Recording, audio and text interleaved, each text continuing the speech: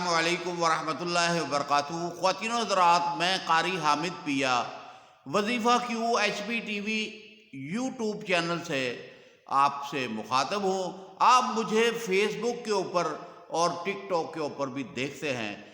خواتین و حضرات، آج ایک طوائف کی اسٹوری لے کر آپ کے سامنے حاضر ہوا ہوں، اور اسے جو وظیفہ بتایا گیا اس کے بارے میں آپ کو بتاؤں گا کہ ایک طوائف نے اپنا محلہ چھوڑ کر ایک محلے میں گھر لے لیا۔ شریف محلہ تھا، اسے وہاں پر ایک شخص پسند آ گیا۔ طوائف نے اس سے شادی کرنے اور گناہ آلودہ زندگی کو خیر بات کہنے کی کوشش شروع کر دی۔ طوائف نے ہر طریقہ استعمال کیا مگر وہ کامیاب نہ ہوئی۔ نیک ارادہ تھا کہ ایک گاؤں میں میری اس طوائف سے ملاقات ہوئی۔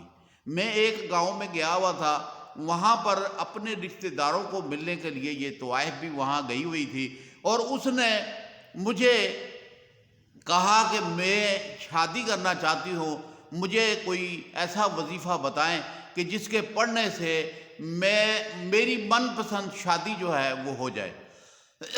میں نے اس کی ساری بات سنی، اور دل میں ایک خیال بھی آیا کہ یہ گناہ کو آلودہ زندگی کو چھوڑنا چاہتی ہے، تو اسے اچھا وظیفہ بتا دیا جائے کہ یہ اپنی قوت ارادی کے ساتھ اور رب کے آگے سجدہ ریز ہو کر رب سے فریاد کرے اور اس کی مشکل آسان ہو جائے۔ تو وہ خاتون جو ہے اس کو میں نے وظیفہ بتا دیا، وہ وہاں سے وظیفہ لے کر اپنے محلے میں چلے گئی۔ کوئی رابطہ نہیں، کوئی بات نہیں۔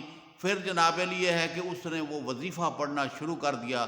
اس عورت نے مجھے کہا کہ 1.5 مہینہ میں نے اس وظیفے کو پڑھا، اور وہ بڑے بڑے طریقے استعمال کی ہے اور اس شخص سے ملنے کے لیے، لیکن وہ مانا نہیں، لیکن میں نے وظیفے کو چھوڑا نہیں۔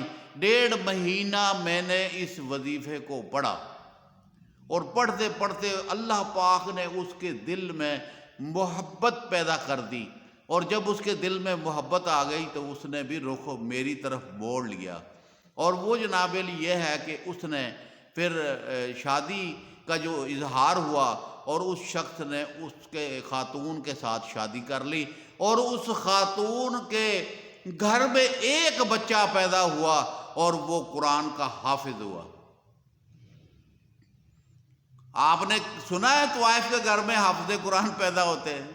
یہ رب چاہے تو طوائفوں کے گھر میں بھی قرآن کے حافظ پیدا ہو سکتے ہیں، کہ اس وظیفے کی قوت اور پاور کے ساتھ اس خاتون نے برائی چھوڑ دی اور جناب علی اچھائی کی طرف آ گئی، اور ایسے شہر میں جا کر بس گئی جہاں کوئی اسے جانتا نہیں تھا۔ اور جیسے ہی بچہ پیدا ہوا، تھوڑا سا بڑا ہوا، اس نے مدرسے میں چھوڑ دیا اور اسے قرآن کا حافظ بنا دیا۔ خود بھی نیک ہو گئی، عبادت گزار ہو گئی، اور جناب علی یہ ہے کہ اس نے اپنا گھر بھی بسا لیا۔ اور وہ وظیفہ کیا تھا؟ وظیفہ کئی مرتبہ میں بتا بھی چکا ہوں، لیکن یہ کیونکہ خاتون کی جو بات مجھے وقت کے مطابق یاد آئی، تو میں نے کہا کہ وہ وظیفہ پھر آپ کو دہرا دوں، کیونکہ یہ ایسا فٹ ہوتا ہے وظیفہ، اور اس کے اندر بڑی قوت اور پاور ہے کہ آپ جب بھی آپ نے اس وظیفے کو پڑھو گے تو آپ کا مقصد حل ہو جائے گا۔ تو جس طریقے سے ہر بندہ اس وظیفے سے اپنا مقصد حل کرتا ہے، تو میاں بیوی بھی اپنی محبت کو بڑھانے کے لیے اس وظیفے کو بھی پڑھ سکتے ہیں، اور پسند کی شادی کرنے والے حضرات جو ہیں وہ بھی اس وظیفے کو پڑھ کر اپنی پسند کی شادی کر سکتے ہیں۔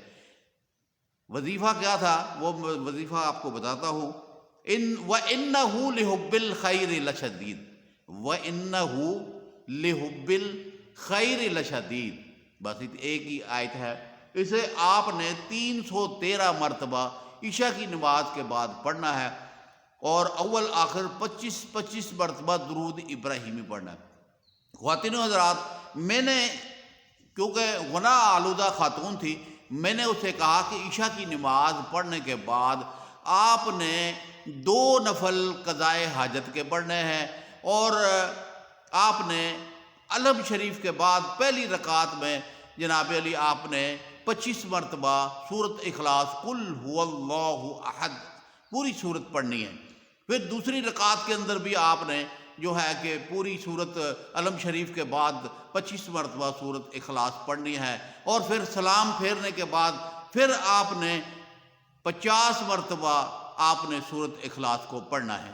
جب سورت اخلاص کو آپ پڑھ لیں پھر آپ نے 25 مرتبہ درود ابراہیمی پڑھنا ہے، پھر آیت جو وَإِنَّهُ لِحُبِّ الْخَيْرِ لَشَدِيدٌ اس کو آپ نے 313 مرتبہ پڑھنا ہے، پھر 25 مرتبہ درود پڑھنا ہے، اور سجدے میں جا کر رب العالمین سے کہنا ہے یا رب العالمین میں نے اپنی زندگی گناہوں میں گزاری ہے، یا اللہ مجھے معاف فرما دے، اور میں نیک خواہش لے کر کھڑی ہوں، یا اللہ میری نیک خواہش کو پورا کر دے۔ اور رب نے 1.5 مہینے کے بعد اس کی خواہش کو پورا کر دیا، اور وہ صاحب اولاد ہوئی تو اس کے گھر میں اللہ پاک نے ایک ایسا بیٹا عطا فرمایا کہ وہ قرآن کا حافظ بنا۔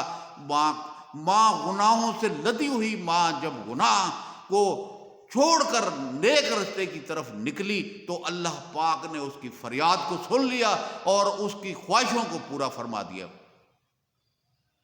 تو یہ وظیفہ کیونکہ بہت ہی قیمتی ہے، جس نے بھی پڑھا اس کو فائدہ ہوا، جس شخص نے پڑھا اس کو فائدہ ہوا، جس خاتون نے پڑھا اس کو فائدہ ہوا، جس ماں نے پڑھا اس کو فائدہ ہوا، جس بیٹے نے پڑھا اس کو فائدہ ہوا، جس بیٹی نے پڑھا اس کو فائدہ ہوا۔ تو آپ بھی اسے پڑھیں، تو اللہ پاک آپ کو عمل کرنے کی توفیق عطا فرمائے۔